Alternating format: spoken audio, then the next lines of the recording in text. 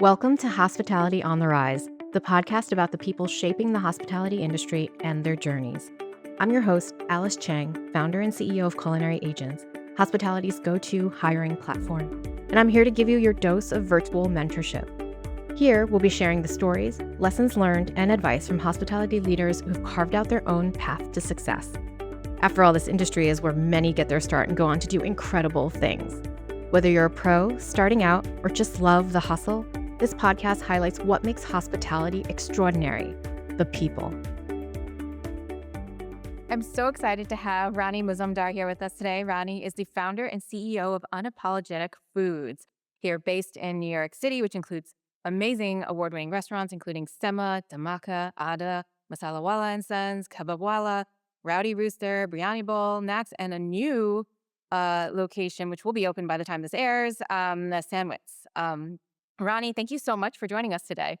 It's such a pleasure. I'm more excited to see the size of that mic. That's a I, serious microphone. Oh my God. I know. We really try to be legit in our little operation This is here. very legit. I'm like, oh my God, I don't even have headphones on, but here we are. It's good. One day I'll show you the studio, and you'll see why I'm laughing. But anyway, so Roni, I'm also very excited for a couple of reasons, because every time I've seen you talk or on stage or on a panel, you have this energy that is so infectious, and I can only imagine what a pre-shift is like with you. But rolling it back, how did you get started in hospitality? Um, God, I know I was, we want to take a little trip Take back down to take us memory back. lane. Yes, Yeah, do it. my father was retiring and I thought I just didn't want my dad to feel old. So I thought it would be fun to open up a small little restaurant for him and have and make sure that he has that sense of life. It was a whole reason of how I got into the industry. I grew up believing like restaurants were almost these external entities that you go to, you dine at, and food, how you eat is there's a big divide between the two. And growing up in a middle class family, never thought that owning a restaurant was a possibility. Going out itself was a nice, treat in many ways. So it was really around the time when my dad was retiring, more so than not, that a lot of, in many ways, Asian immigrants, etc., they go through life with a lot of hurdles. And at some point, it's not fair when they start to feel obsolete. And I knew my father and who he was. I asked the question, what would he have wanted to do? And because by that time I was working, so I thought in whatever I could gather from my credit cards, let's open up something small. We did. And that is where the entire idea of why is there a hierarchy in food? Why is it that we look at different cuisines through different lenses? Why is it that from price point to justification of how it is should be changes from one cuisine to another? Shouldn't all be equal? We all be equal around the dinner table? And that kept on coming to my mind. But I've worked with my father side by side for my six, learned so much about hospitality from him. But I knew one thing, that the next step is that there might be an opportunity to change the way how we are perceived, not just as a cuisine, but as a people behind that cuisine. And that's when I teamed up with Chef Chintan, started building, the craziest of ideas together. He's crazier than me, luckily. And here we are talking to each other. I love it. I love it. And I'm going to dig deeper in there, because I feel like there are some pretty fun stories hidden and some gems in there. I particularly like when you were saying my father was retiring, and then I think I saw somewhere that, that he was working as well in the restaurants. So it's Of like, you're course. going to retire. Let's find another career for you. I love that. I don't know if my father knew, like many other probably like Asian, South Asian immigrant parents. I don't know if he knew how to really sit still. And Yeah. that was the whole point. I think it was more of a sense of purpose and being obsolete that was kind of keeping him up at night, because all of our lives we go through thinking like you outwork everything in your life. And I think that was a big thing for my father. And more so, hospitality meant a lot. I think I've grown up seeing this man meet someone on a train, bring him home, and it's like 1 in the morning, which is completely normal for India, by the way. And actually, maybe not. Okay, it's not normal for India either. And be like, oh my God, look who we met. And let's cook up something. there's my mom figuring out like it is 1 in the morning. I would jump up because it's like, oh my God, maybe I'll go to school late tomorrow. But it created this entire opportunity and we built lifelong friends that way. And it all revolved around food and the dining experience. So, I think somewhere he never had a chance to really explore who he really wanted to be. And I thought as a son, maybe there was a way to find that. I love that. And you're a career changer. You're a career changer. So throughout, leading up this, you were working in the corporate America, Yeah. if you will. I was a You know, good immigrant boy, all right? I was yeah. I was I was good. I used to be okay once in a while, but then took a turn for the dark side. Yeah. And when you opened your first restaurant, were you like, what is this? What's going on here? Because it's one thing to enjoy cooking and hospitality. And then when you shift to like opening a restaurant, oftentimes people are like, wait, I didn't know what I was getting into. How was that experience for you? No, I truly enjoyed it myself. I think there was this exhilarating aspect of meeting the guests, changing the way how their evening might be. And there was actually like finding magic. And there was something truly magical in the hospitality space that I never could have seen unless it was that decision for my father that I was making. But I felt exhilarated, but also disappointed somewhere that I wish it was a little bit different. So rather than running away from the problems, I have a tendency to go head on towards that. So I thought rather than running away and calling out what's working, what's not working, there's every industry has challenges. What? Just because we think it's a tech industry, life's perfect? No, it's not. Let's look at the finance industry. I think the biggest difference is that in many ways in our industry, our margins are much tighter, which makes decision making in the earlier days much more difficult until you have reached a certain level of scalability. And that's what makes the journey that much more difficult for many. But the reward is equally the same. It's just as exciting meeting the guests who came in, and there are guests who met each other at the restaurant and eventually continued to come because then they had babies and they would come in with the babies. It was a true neighborhood restaurant. And that's the environment that I was lucky to see my father build. And I've learned a lifetime of hospitality from my dad.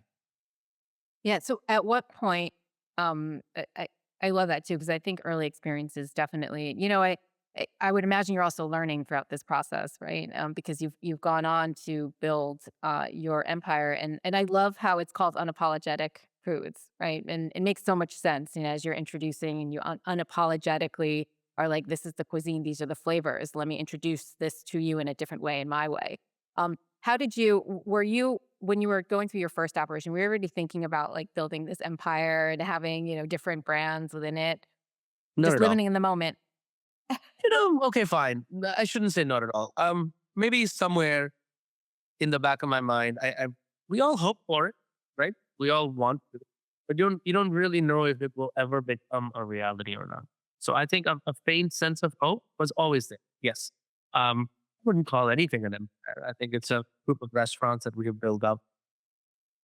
I I would have been so fortunate to see even one restaurant, quote unquote, succeed, people showing up. My father and I, we would worry on like a Friday night, are we going to have enough people to fill the seats? And those were the early days, right? The fear, the insecurities, the challenges, and just then slowly start to build something and be like, oh, wow, there's a line. Wait a minute. And going from there into that whole experience of where Adda Indian Canteen was in Long Island City is so, so incredibly different. And I think when you get that, it was something else that crossed my mind. It was more so I felt that New York gave us a chance. What am I going to do with this?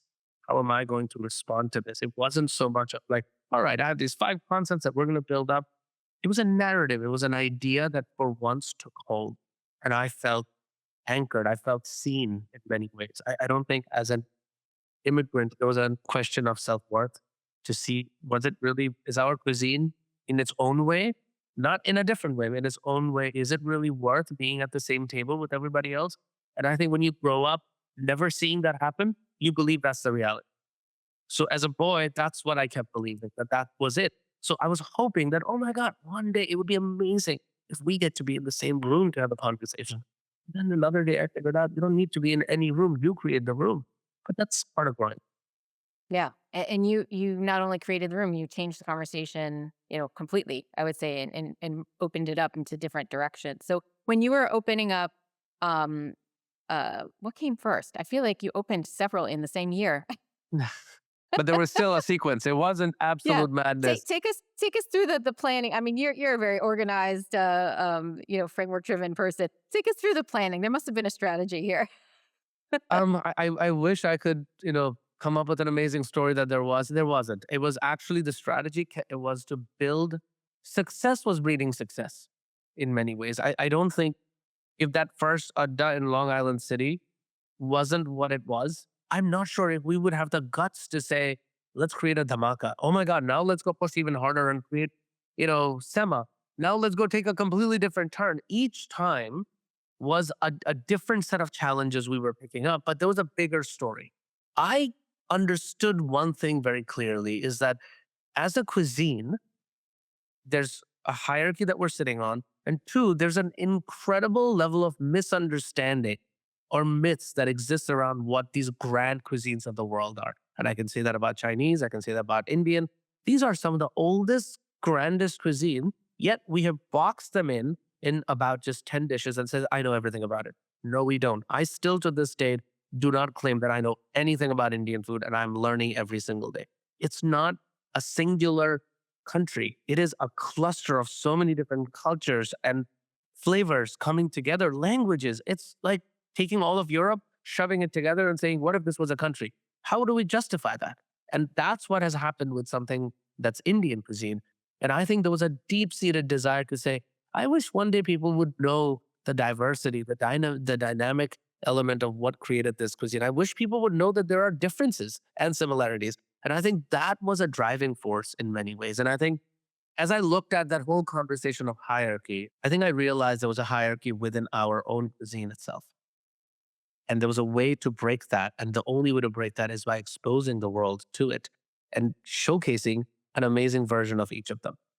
So that's what drove the story. I think the plan was for once, it wasn't an engineering side of the brain. I think engineering side of the brain looks on the business side to optimize things, to grow. Those are different areas. But the instinctual, there's a part of it that is so emotional where we all start. And I think so many of us suppress that very voice that we have within. It's a really powerful voice. I bet that's why you started your business. It's the Yeah. same reason why we're both talking to each other. And I have so much respect for you for taking the chances that you have. But that wasn't a calculated, perfect Excel sheet business decision. Something somewhere told you that you should do it.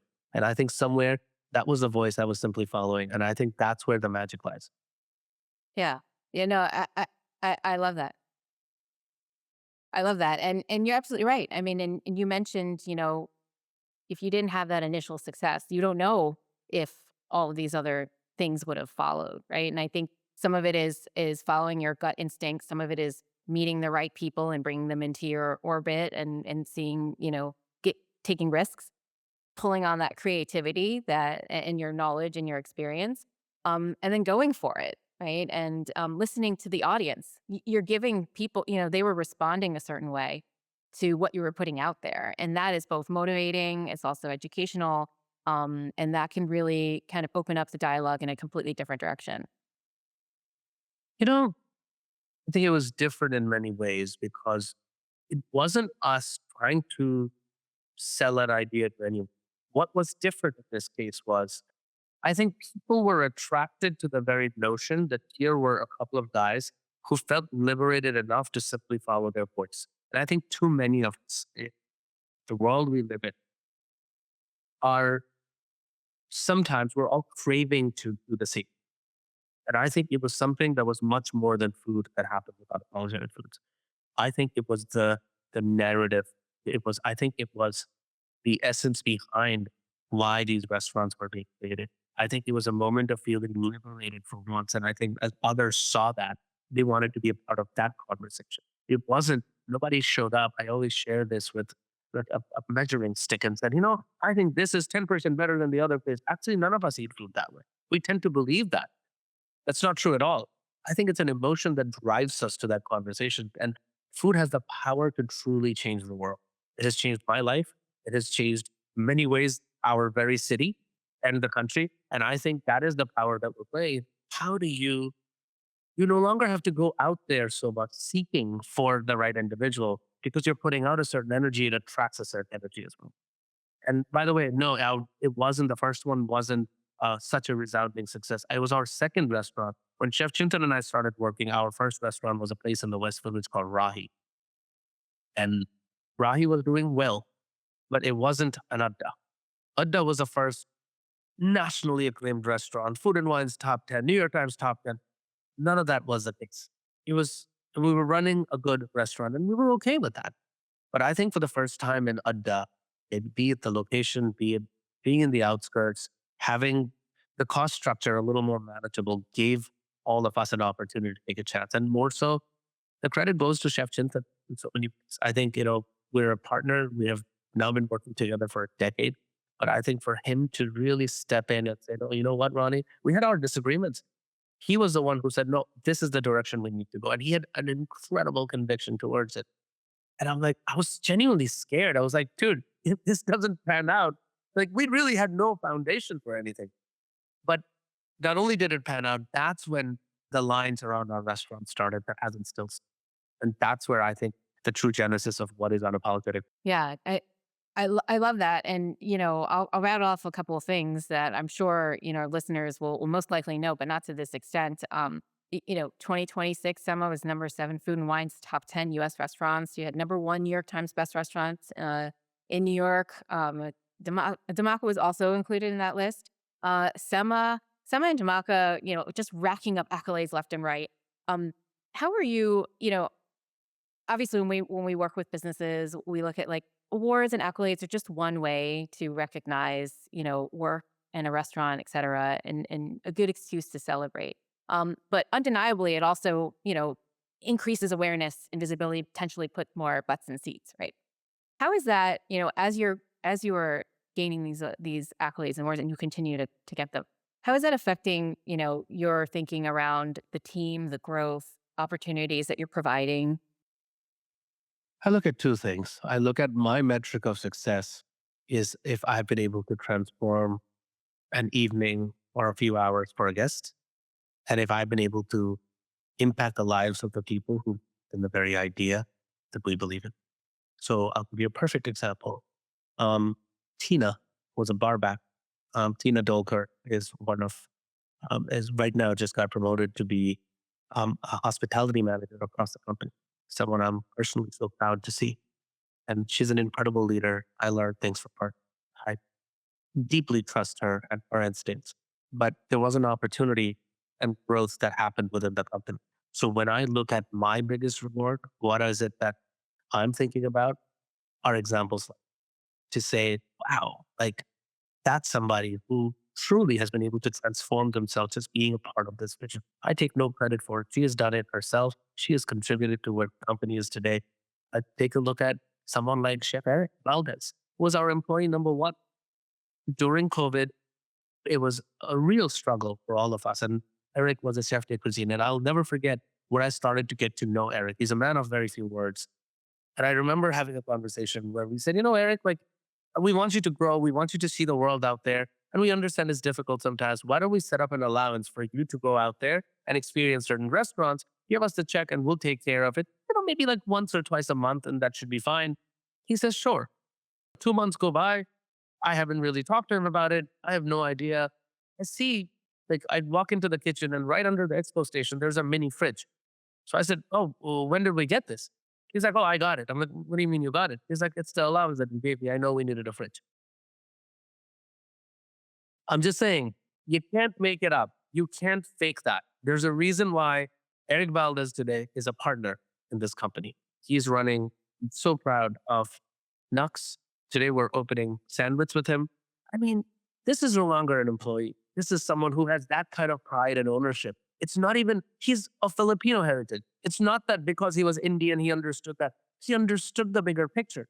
But was it really about that $250? Or was the conversation something different? Who do we stand next to? I think to me, those are some of the most incredible examples. And that would be technically, if he was employee number 1, could be finishing almost a decade. Most people in this industry think it's about titles. It's about jumping from one glorified title to the next and earning the next $5,000. Those are short-term band-aid solutions from a career standpoint. What is transformational is to really build trust and a sense of community, truly believe in each other. That's when the seismic shifts happen from a career standpoint. And those are some of the examples, from Tina being a hospitality manager, overseeing the entire portfolio of restaurants, to Eric, 10 years in, is now a partner. I mean, what more could I be proud of? Yeah, I love that. You gave me little chills. You know, Dude, I got chills at that. I swear to God, this is not somebody who was, if I never asked him, I would have never known. Believe me. And those are little moments I will never forget for the rest of my life. yeah, and we hear a lot of the word culture and like working for certain restaurants and what culture does that particular work environment have, and these are examples of how culture permeates. That's it's a frame of thinking. It's this ownership mentality. It's leadership recognizing and rewarding is not the right word, but recognizing and taking action to cultivate that thinking, that team. It's my long way of saying wow. it's It's you not know the, it's the it's and I know you're not trying to wow me, right? You're just and that I think that's what's adding to it is this is genuine. You're just telling me a story, right? And I that's think a all. lot of a lot of these stories and these stories, I'm sure there's more of them if you actually asked within your organization, right? I'm sure you can have all these stories. But oftentimes, from a business, a growth, a leadership standpoint, you want to be around long enough so that these stories make it to the surface, and you want that to continue to fuel. I feel like restaurants and owners and chefs and service folks are constantly getting asked from every direction to support the community, and you're naturally already there, kind of Well, contributing, just to wherever you physically are, not only creating jobs but also probably supporting causes and helping other folks do things. And the stories about how the individuals in the organization benefit as well. I like when those get highlighted. And it's one of the reasons why I love these conversations. but we have a responsibility towards each other. By no means are we a perfect company. Nobody is. But if you're not able to listen to the very people who truly believe in you, believe in an idea, that what are we doing wrong this for? Then it's just a transaction. Then it's just a job. And I'm not here to judge anyone. I'm not here to see who's doing it right. All I know is how we want to do it. And all I know is I didn't tell Eric to be the way he was. I didn't ask Tina to be the way she is. They genuinely understood. They brought something to the conversation. And that's what created this entire hierarchy. Do you think I've ever had a conversation with Eric about a raise? Never. Never had it. So that's why he's a partner, because he never defined himself with a certain dollar value. So he went into a completely different category. And a lot of workers today don't, a lot of younger people today might not fully understand that, because we're all afraid a little bit. I don't blame them. They're thinking, oh my God, I'm here. I could make $5 here more or $10 here more. That is depends on the company. I feel that Yeah. once you find your home, you should hold on to it, protect it. Only Yep. then that home gets better and you get your own room, you get your own living room, and you get to, that's how a mansion is built. In our industry, that's the beginning of a mansion. It's not really just around like me, I'm here slogging away. I deserve the least amount of credit in all of this. If, like I said, thank Eric's mother for who he has become. Yeah. Well, I mean, hey, kudos to you and the leadership team for recognizing and taking action, right? Because it is a two-way street. You can be in a situation if you're in the wrong organization, wrong meaning not what you're looking for as a worker, as an individual, and perhaps not a good fit. But there could be times where for whatever reason, you're doing your thing and leadership is not recognizing or not coaching or not mentoring. So I think the great, what I talk about often now is that there's a lot of information out now that wasn't available years ago. And I think for individuals who are looking for jobs, for careers, really want to do something in this industry and work with an organization that aligns with, what they want to do and what they believe in, they can do their homework and try to connect with them. So Can So I thank you for clarify something for a yes. second? Is that you mentioned mentoring and coaching, and I think my definition and what the conventional wisdom is a little bit different. And I think in many cases, it's important to understand what that means. In the examples that I've gave, I have not personally sat there and encouraged them and become that you must do this, and this is the way we're going to go. It was done in silence. It wasn't, there's a lot of expectations when we use the word coaching and mentoring. It comes through that I'm going to walk into this room, this person's going to give me this. That's not, we're still going back to a transaction. Nobody, I can motivate you all I want. You still have to want. And I Yep. think the really critical piece on the flip side, as younger operator, it's really important to acknowledge and understand our business is built by people, like every single business in the world. So if you are not taking the time to acknowledge and recognize who's bringing in what kind of talent, more than talent, I look at integrity over talent any day. I'm okay to work with somebody who might make a few extra mistakes, but to me, integrity is the most important factor. That I can't teach you. That is something that you have to teach yourself and you have to coach yourself on. And so I think when we talk about coaching and mentoring, I want to demystify that it's not something that we have a program and this is how we sit. It's truly to level of respect for each other. And I think it's a two-way street. The person who is an employee sees us in a different light and we see them in a different light. And both parties have to come together for it to work. You're absolutely right. Um, you know, I'm going to segue into the fact that you are very busy. So thank you for making time for this. Um, Please. you have a lot of locations. You have a very large team and you're growing. How do you keep yourself kind of balanced and inspired? God, I used to struggle with this a lot. I used to believe, I still do secretly. I don't tell my wife this. I think there's a race car driver named Mario Andretti who said that if you're still in control, it means you're not going fast enough. That was a core belief. But no, as you grow a little bit older, I'm in my 40s now. It's a little bit different. It's actually, I have learned that it's important at times to say no to things, not for the sake of it. I was taking this past weekend, there was an event that was happening in New York, and the organizer of the event personally invited me to say, would you please come? But at that time, I already committed that I would take my son for the soccer game that he was supposed to go for.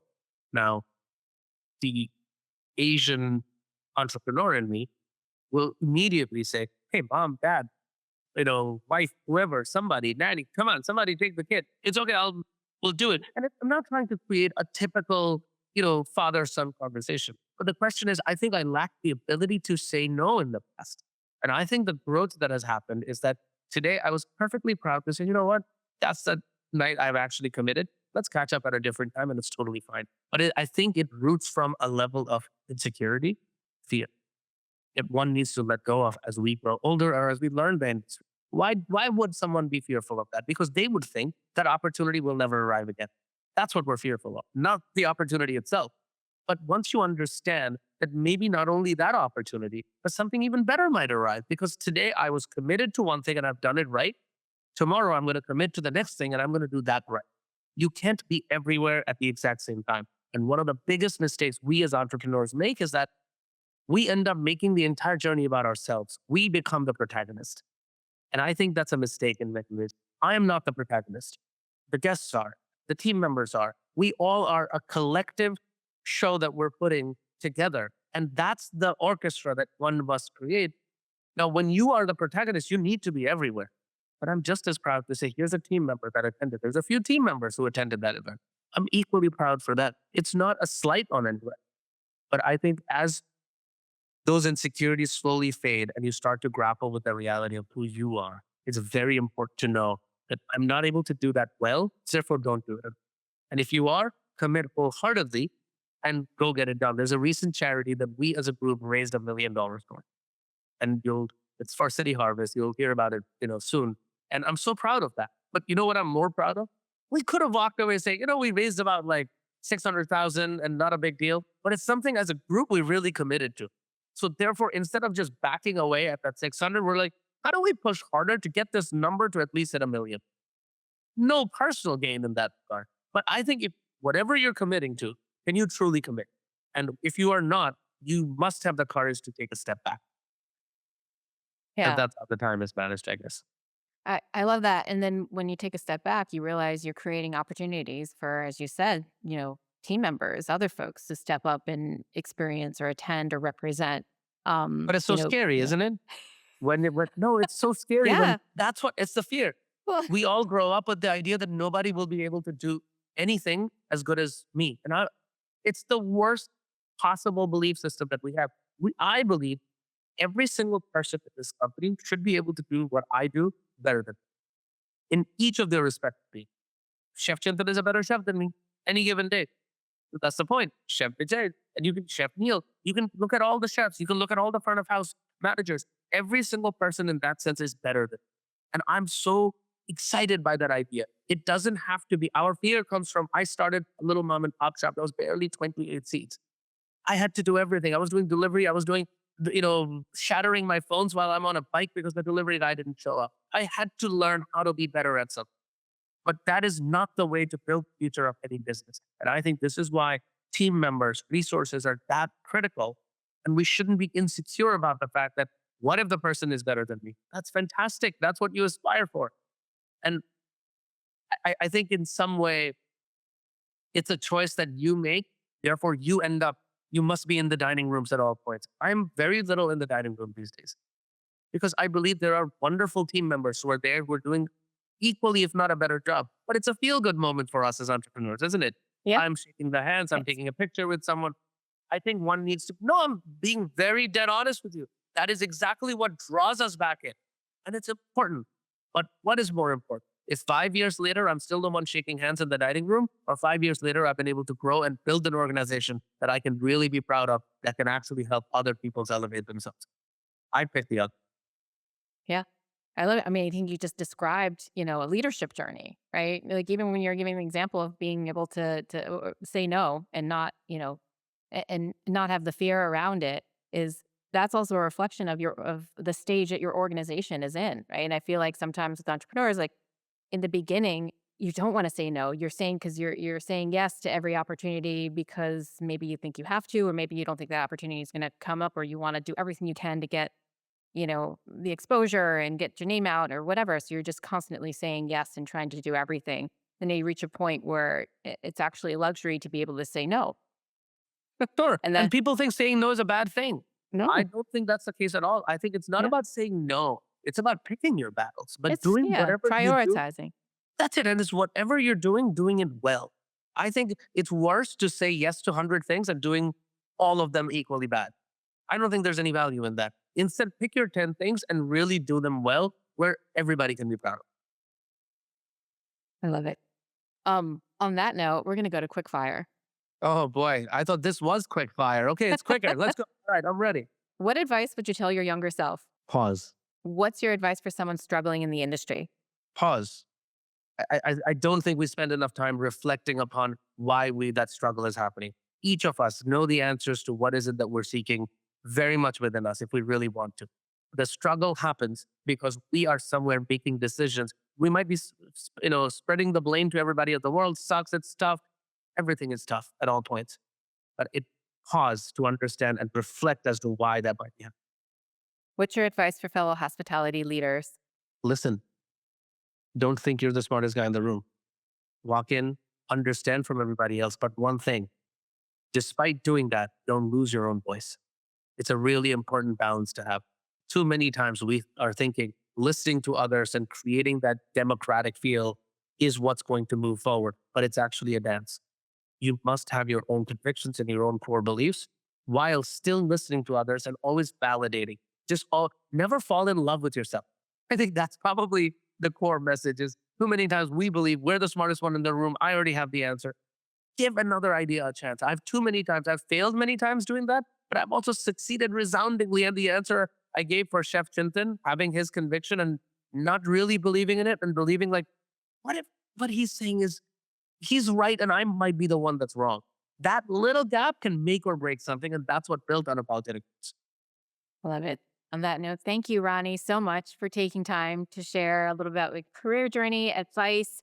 I recently had an incredible meal at Semma. Oh, And I particularly, which I'm going to call out, I particularly like that sign when you go to the bathroom. It's like wash dishes, wash hands. I don't know why. I stopped there and I just started cracking up. And somebody was coming up at that time, and you just smiled. And I'm like, oh, it's so clever. But those are the little, those are the little things that create the whole experience. So thank you to you and your team. And we cannot wait to see what's next. oh, thank you. I think it's such a pleasure talking to you. And I just, I really want to say that such a respect for the way you are building this organization. And I don't think you realize you might be representing one of the most important aspects of our entire industry. The biggest challenge we will face and that we are facing today, and it will not be any better, is resources, finding the right people. Any growing organization or not, that is the single biggest factor. And I think you have somehow figured out how to be the very best at it. So thank you. Thank you, Ronnie. Have a great day. Thank you. Remember, success looks different for everyone in hospitality. No two paths are the same. If you have a leader or a topic you want to hear about, email media@culinaryaagents.com. Hospitality on the Rise is brought to you by Culinary Agents, connecting top talent with employers since 2012. Whether you're hiring or looking for your next opportunity, join us at culinaryagents.com. For more inspiration, subscribe to Hospitality on the Rise and visit hospitalitycareerpaths.com, a free platform by Culinary Agents. Thanks for tuning in. Remember to like, follow, and subscribe. And if you love this episode, share it with someone who could use a little inspiration.